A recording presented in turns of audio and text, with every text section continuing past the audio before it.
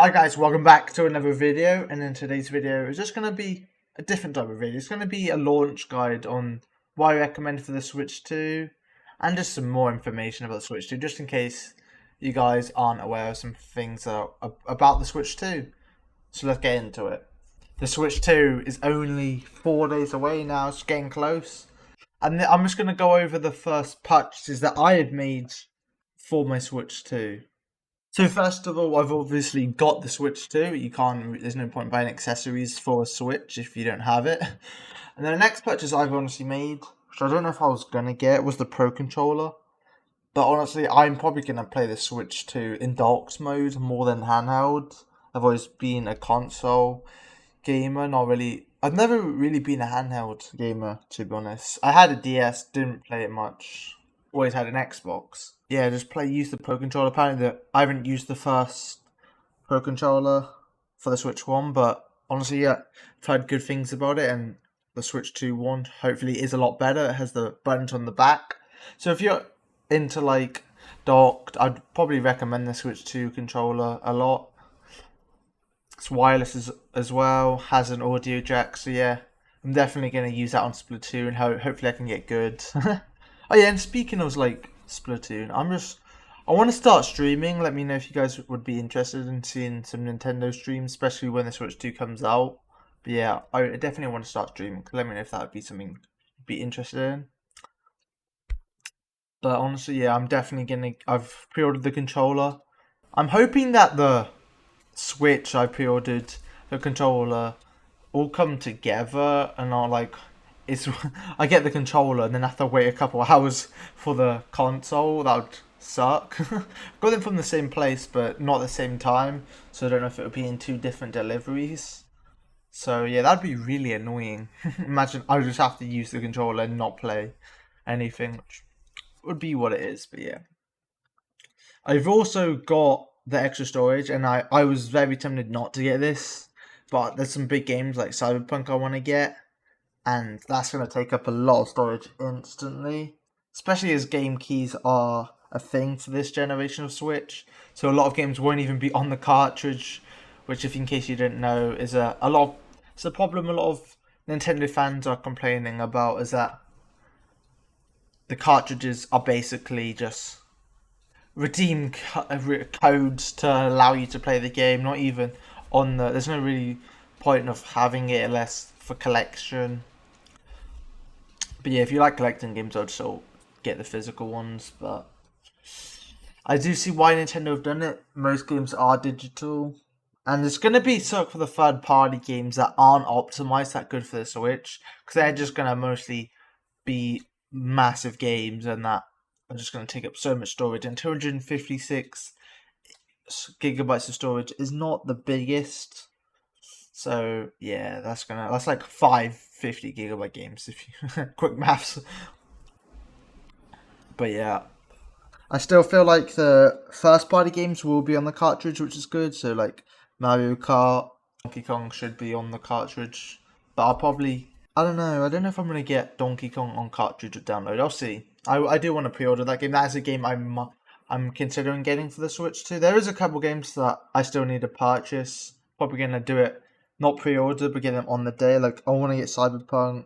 I want to get Breath of the Wild and Tears of the Kingdom for the Switch 2 versions. And then you get the free version with Nintendo Online, which is good. So if you have that, you have them. You still need to pay for the DLC, obviously.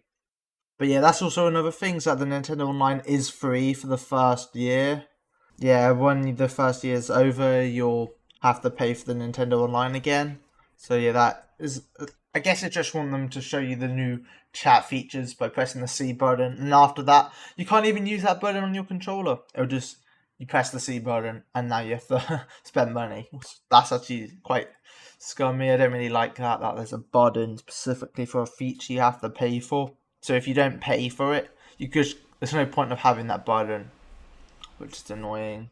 Some Switch 2 release games that are coming out like this year that we know the date for are Donkey Kong Bonanza, Mario Kart World obviously on launch, which I have pre-ordered.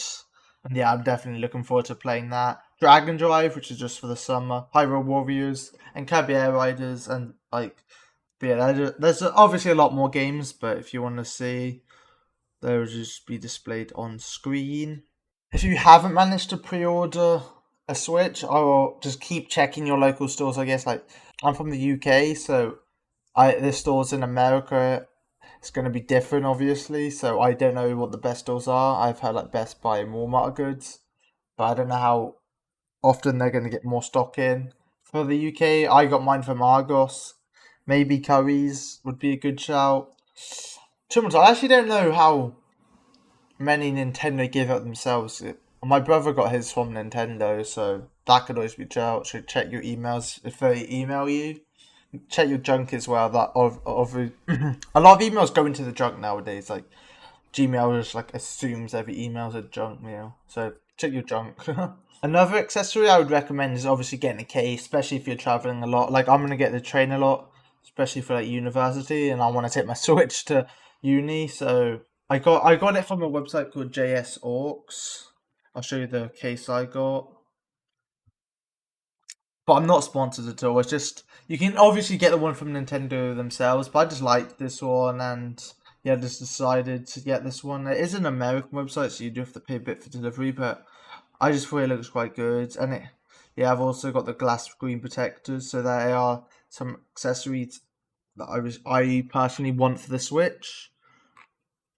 And I also thought the case for that Nintendo are doing is a bit basic. I know I did just get a kind of a basic one, but yeah, I just wanted this one because it can store a lot of games. To be honest, but yeah, if you're definitely going to do a lot of traveling, I would recommend getting yourself a cool case. I can't wait for like this like themed ones to come out. I might when the Splatoon one comes out, I'll probably get that.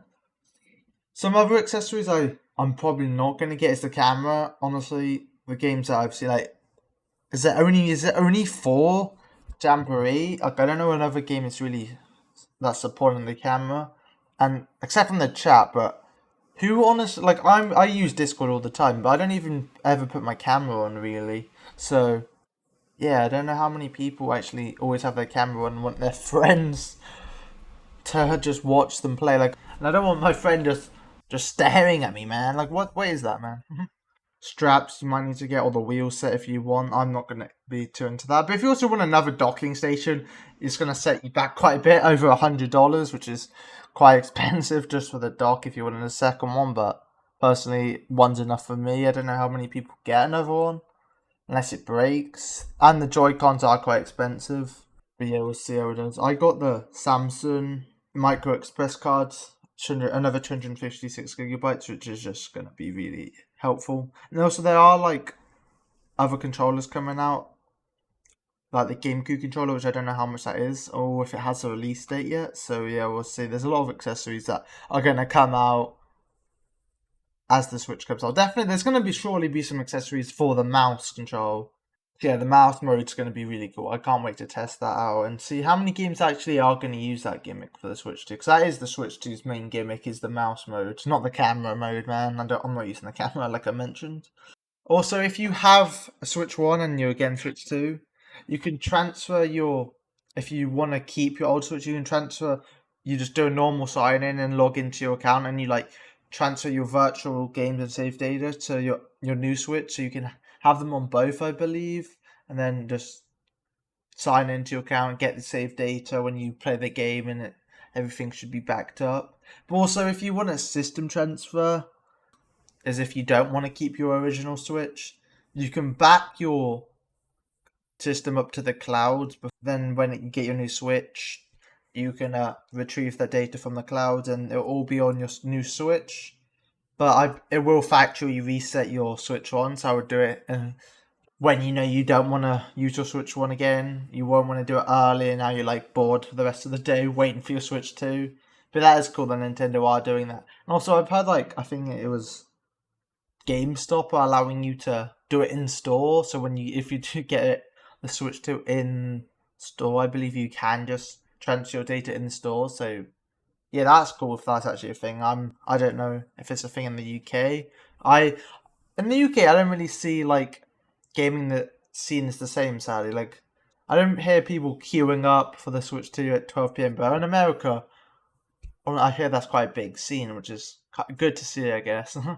game stores are kind of, there isn't really many game stores in the UK, which sucks, and it's quite hard to get physical games unless you order them online. A new feature coming to Switch 2 is virtual game cards that you lend to your family members. So you would need to set up a family to be able to lend them up. I don't mean just creating your own family in real life. I meant virtually creating a new family, guys.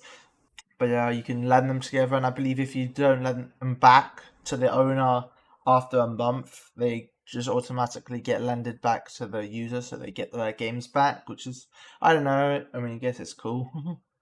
So it's like you don't have that friend. It's like, oh, I'll give it back next week and next week, but this time you're guaranteed to get it back, which is good.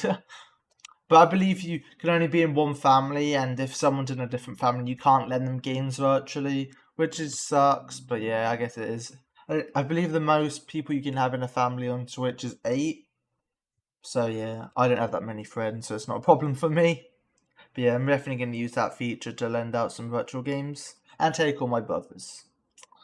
Also, with the Switch 2, there's a game share option. So if you're playing locally, you can share it to someone else's Switch if they don't have the game, and you can it acts as another screen instead of crowding round one Switch. They can see it on their Switch, so that's a cool feature. It's like what was on the DS. But yeah, that was just quick launch guide for the Switch 2 as it is coming close to the launch of the Switch 2. Hope you guys are as hyped as I am. Let me know what accessories you guys are getting for the Switch 2. And yeah, if you like this video, subscribe and like. Thank you. See you in the next one.